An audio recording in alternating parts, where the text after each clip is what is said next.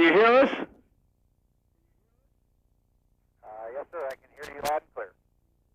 Well, the Vice President and I wanted to call you and congratulate you on one of the most spectacular space missions in our history. We're all so proud of you, and we've been able to see you do all those things. It's just been wonderful, and I want to thank each and every one of you for what you've done. You made it look easy. Well, we appreciate the thanks and congratulations, sir. That's nice, particularly coming from you. As you know, great adventures are once-in-a-lifetime opportunities, and the seven of us were lucky to be able to be part of this adventure. I know that you know this, but you have really both educated and inspired people all over the world. I don't think any of us will ever forget the image of KT lifting the damaged solar panel over her head and then letting it go. That was a moment of high drama. Maybe you should come down here and help us stage our events on Earth. I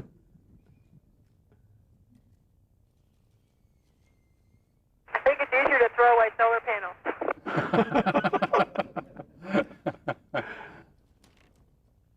I'm glad the press corps heard you say that. This is Vice President Al Gore. I want to also congratulate all of you. It was a fantastic mission and still is.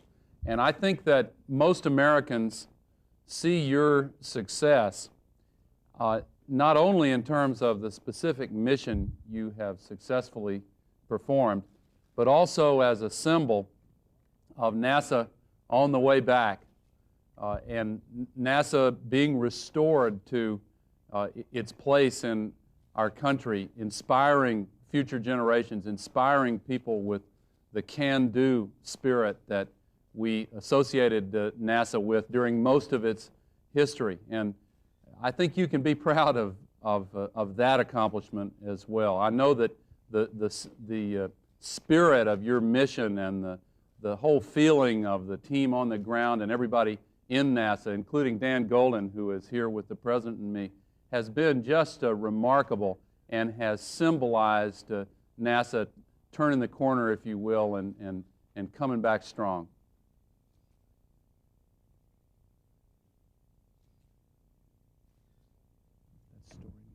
Story Musgrave, sir. I'm one of the EVA crew members. As you can see, we got some different colors here. The magenta, I guess you call it, are the spacewalkers, and the ones in up front there in navy blue. They're the ones that took care of us and launched us, took care of us during the spacewalks, and will bring us back home.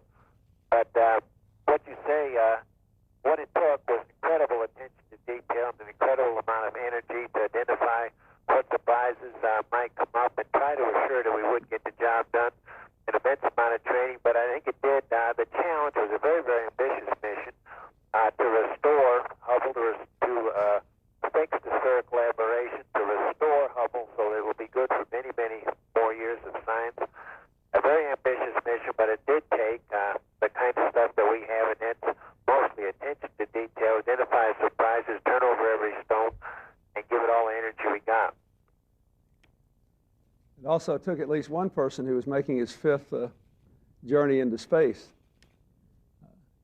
I'm looking at you. Can't imagine what a wonderful picture you are there. You and the two men behind you prove that you can walk in space with or without facial hair.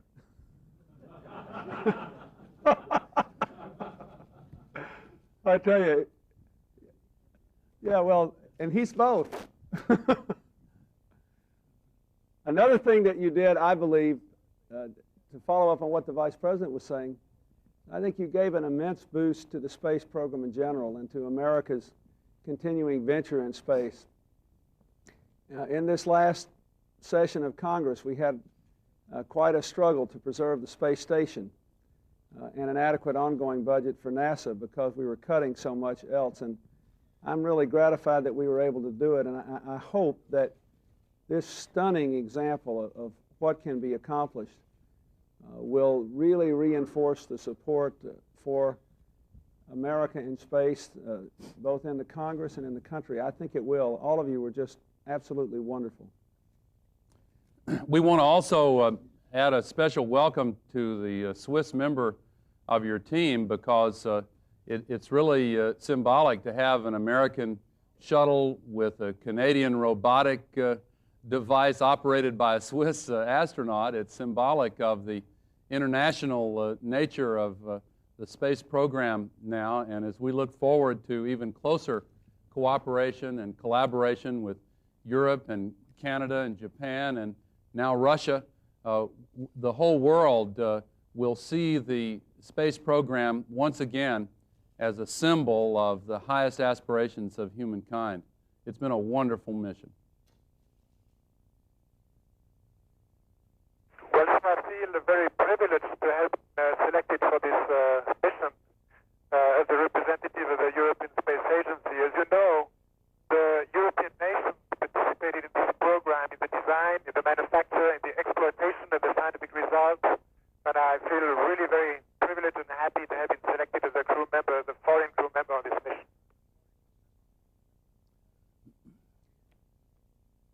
Let's see, who have we not heard from? The rest of you have to talk. There's somebody back home looking for you. Well, I was a little bit remiss, sir, and I didn't introduce all of the crew. Of course, you just heard from Claude Nicollier, the other member of the orbiter crew, and who did a lot of the mechanical arm flying along with Claude was my co-pilot, Ken Bowersox, on my right here. And the other EVA crew members, besides KT and Story, are Tom Akers on my far left and Jeff Hoffman behind me. I'm sure they would all like to make a statement, and I'll let Sox start off. Yes, sir. I just want to say I'm proud to be from a country that supports efforts like this. I think space exploration reflects the continuing pioneering spirit of the American people, and I think it's something we can all be proud of. Hello, Mr. President. Thanks for your congratulations. Of course, for every one of us 7 up here, there are literally hundreds of people on the ground team who have put just as much effort and energy and talent into this mission to make it a success as we have. And they not only deserve the credit for it, but we sure wish they could be up here with us. Mr. President, I think that this mission is unique in another way, and that is that it has really combined 2 aspects of space exploration. It has joined the use of space for scientific exploration, which the Hubble telescope is so exciting, and everyone in the astronomical community and all over the world is waiting to see the results now of the newly refurbished Hubble. And it's joined that with the human space program. And this is very exciting, and I think is only the first part of showing what people, and machines, and scientific exploration and human ingenuity can do in the environment of space.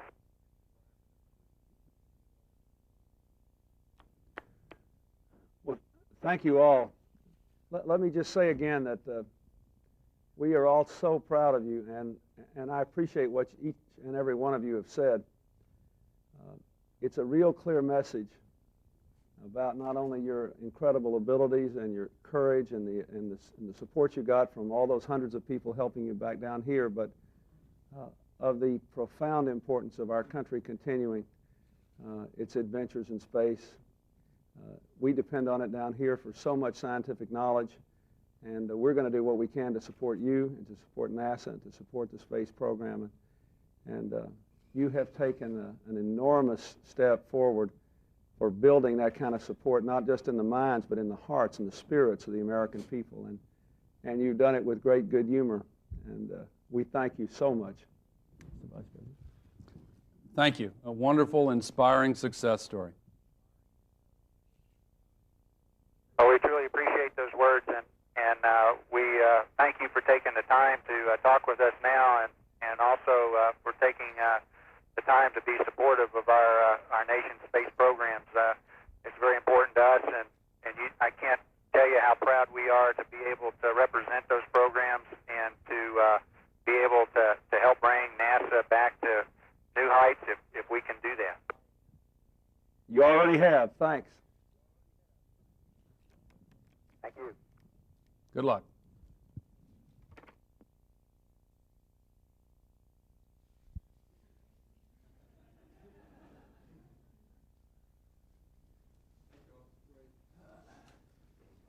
President, do you believe that this flight was a make or break for NASA?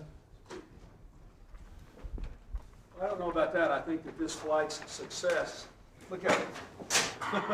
Goodbye. I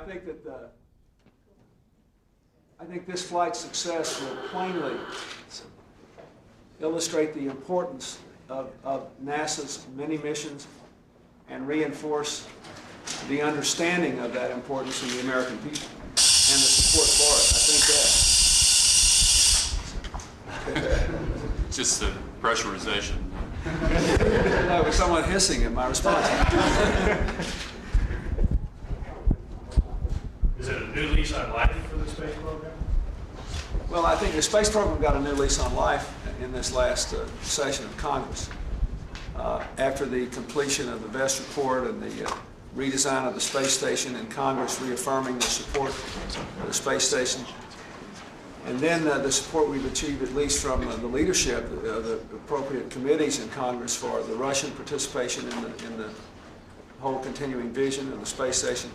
I think that was very important. But this probably will galvanize the public's imagination and support again in a way that nothing we could have ever done in this town would have accomplished. Sir, on a more down-to-earth issue, are you going to... Nice segue. Little segue. Are you ready to fully endorse this idea of gun ownership, licensing, registration?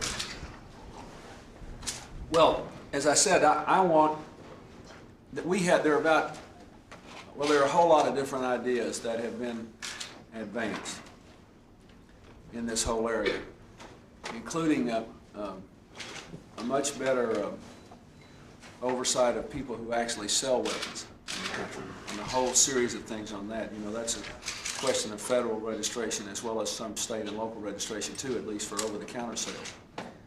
And there are any number of other issues. For example, and keep in mind, I keep saying we have to do these things one at a time.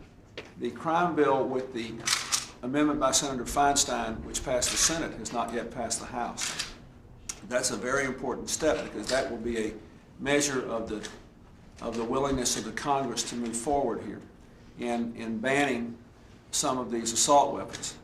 But another big step will be getting the federal government, the Treasury Department, ATF, the capacity to define identical assault weapons that may not be mentioned by name in the law, but that are the same thing with just some minor modification to try to get around the law. In other words, there are a whole set of issues here that I believe we have to look at and make decisions on, and then set up a set of priorities based on how much we can get done, how quickly. On the issue of the registration of either the guns themselves or the people who own them, you know, in the question of automobiles, we have both people registered. You know, people have an automobile license, and the cars themselves are registered.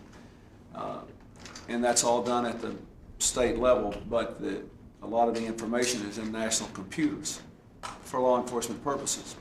For example, if someone steals your car today and drives it to another state and leaves it in the parking lot of a shopping center, and it's found, the license number could be fed back into the computer, and you could be told within a matter of a few seconds normally that your car has been turned up and where it is.